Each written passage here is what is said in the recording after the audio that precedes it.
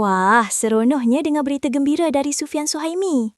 Tak lama lagi dia bakal bergelar Daddy Pian lah nampaknya. Sufian baru je share yang isterinya, Rania Al-Sadan, dah sarat mengandung dan bakal melahirkan cahaya mata sulung mereka bila-bila masa je. Bayangkan, dah hampir 37 minggu dah. Memang dah tak sabarlah tu nak timang baby kan? Betul, saya bakal menjadi bapa tidak lama lagi. Selepas ini, jangan panggil saya Baby Pian lagi. Panggil saya Daddy Pian. Katanya dengan senyum lebar.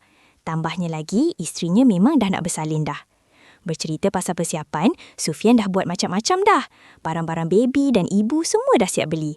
Tapi dia mengaku, bab emosi dan mental tu yang masih berdebar sikit. Maklumlah, anak pertama kan? Kawan-kawan pun cakap tak ada siapa yang 100% bersedia. Jadi Sufian rasa dia pun macam tu juga. Tapi overall, memang teruja sangat. Dia siap masuk kelas pengurusan bayi lagi tahu. Siap belajar dari TikTok dan tanya kawan-kawan yang dah ada anak. Wah, rajinnya bakal Daddy Pian ni. Yang lagi best, Rania tak ada pula alahan teruk masa mengandung. Alhamdulillah, semua okey je. Alahan pun ringan je masa awal-awal dulu. Mengidam pun tak ada yang pelik-pelik sangat. Sebab diorang memang suka makan dan food hunting pun. Kira okey lah tu. Tak adalah rasa beza sangat sebelum dan selepas mengandung. Walaupun Rania nampak manja, tapi sebenarnya dia kuat tau. Siap buat aktiviti sihat macam jalan kaki hampir setiap hari lagi.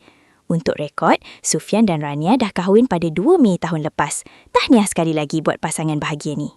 Terima kasih kerana menonton Chua Viral TV.